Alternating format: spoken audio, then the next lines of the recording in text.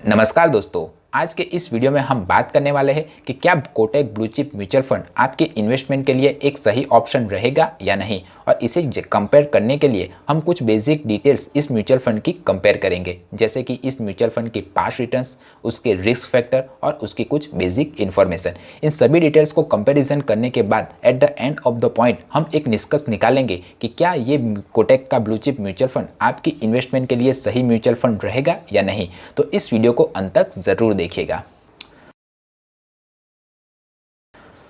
सबसे पहले हम इस म्यूचुअल फंड के फंड ऑब्जेक्टिव के बारे में जान लेते हैं। तो ये एक ब्लू चिप म्यूचुअल फंड है, यानी कि ये इन्वेस्टरों के पैसे को शेयर मार्केट के टॉप 100 कंपनियों में निवेश करता है। अब शेयर मार्केट के टॉप 100 कंपनियों में निवेश करने के कारण ये जो म्यूचुअल फंड है वो दूसरे म्यूचुअल फंड की तुलना में काफ़ी स्टेबल माना जाता है। अब हम इस म्यूचुअल फंड की पास्ट रिटर्न्स की बात करें तो इस म्यूचुअल फंड ने पिछले एक साल में 54.8% का रिटर्न्स, 3 साल में 23.2% का रिटर्न्स, 5 साल में 70.3% का रिटर्न्स और ऑल ओवर 16.3% का रिटर्न्स अपने इन्वेस्टरों को दिया हुआ है। अब हम जो यहाँ कैटेगरी एवरेज देख रहे हैं वो ये बताता है कि इसी तरह के दूसरे ब्लू चिप म्यूचुअल फंड की तुलना में इस म्यूचुअल फंड ने कैसा परफॉर्म किया हुआ है। तो इस केस में कोटक के ब्लू चिप म्यूचुअल फंड ने दूसरे ब्लू चिप म्यूचुअल फंड की तुलना में अच्छा परफॉर्म किया हुआ है। उसने हर बार कैटेगरी एवरेज को बीट किया हुआ है।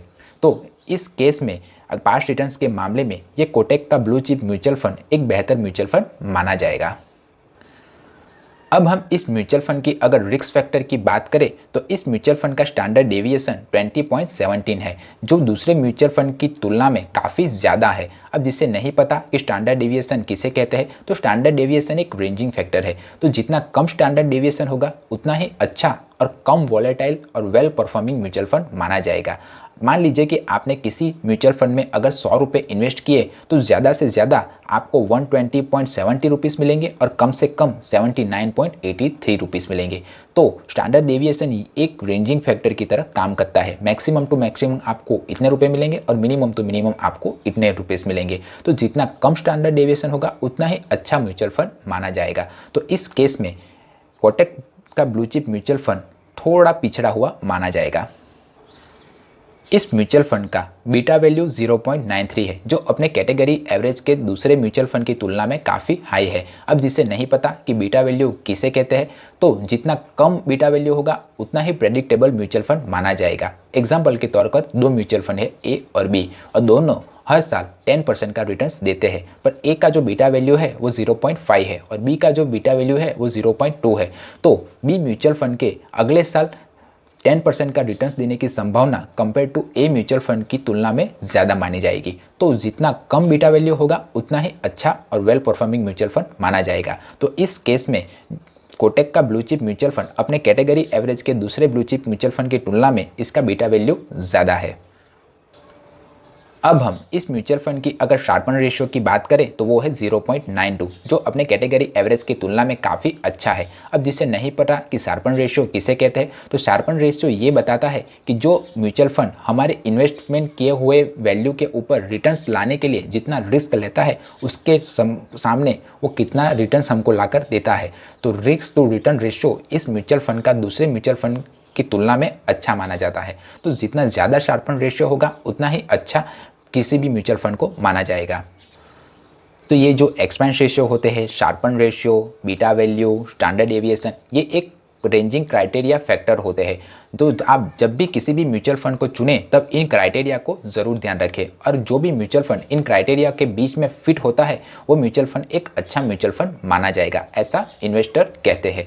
इस म्यूचुअल फंड की अगर परफॉर्मेंस क्वालिटी की बात करें तो ये म्यूचुअल फंड अपने इन्वेस्टरों को कंसिस्टेंटली अच्छा रिटर्न्स लाके देख रहा है। अगर डाउन साइड प्रोटेक्शन भी हम देखें तो इस म्यूचुअल फंड का अच्छा है। अब डाउन साइड प्रोटेक्शन जिसे नहीं पता वो ये बताता है कि जब शेयर मार्केट अगर क्रैश करता है तो ये म्यूचुअल फंड शेयर मार्केट की तुलना में कितना गिरता है।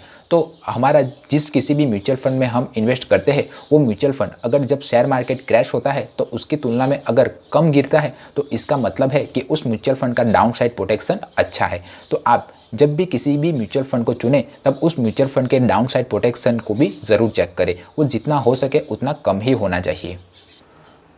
अगर हम इस म्यूचुअल फंड पर लगने वाले टैक्स के बारे में बात करें तो इस म्यूचुअल फंड पर long term capital gain tax 10% का और उसमें से भी 1% का एग्जेम्पशन आपको मिल जाएगा। अगर आपने अपने इन्वेस्ट किए हुए वैल्यू को 1 साल के बाद निकाला तो आपको long term capital gain tax 10% का देना पड़ेगा, और अगर आपने अपने निवेश किए वैल्यू के मनी को 1 साल के भीतर ही अगर निकाल लिया तो आपको पूरी अमाउंट पर short term capital gain tax 15% का देना पड़ेगा।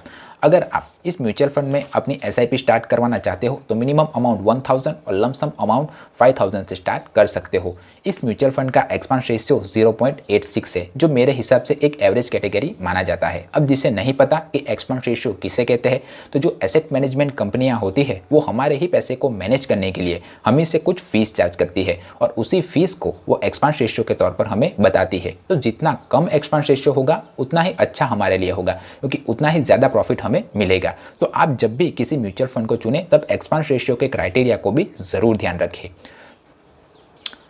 तो इन सभी डिटेल्स को जानने के बाद sharpen ratio, expense ratio, beta value, standard deviation और पास्ट रिटर्न्स, इन सभी क्राइटेरिया को कंपैरिजन करने के बाद आप मुझे कमेंट बॉक्स में लिख कर बताइए कि क्या कोटक का ब्लू चिप म्यूचुअल फंड आपकी इन्वेस्टमेंट पोर्टफोलियो के लिए एक सही म्यूचुअल फंड रहेगा या नहीं। अगर आपको म्यूचुअल फंड से रिलेटेड कोई और भी क्वेरी हो तो मुझे कमेंट बॉक्स में लिखकर ज़रूर बताइए। अगर मेरा वीडियो पसंद आया है तो वीडियो को लाइक करें और चैनल को सब्सक्राइब करें। मिलते हैं अगले वीडियो में, तब तक सीखते रहिए, क्योंकि सीखोगे आज तो कमाओगे कल। जय हिंद।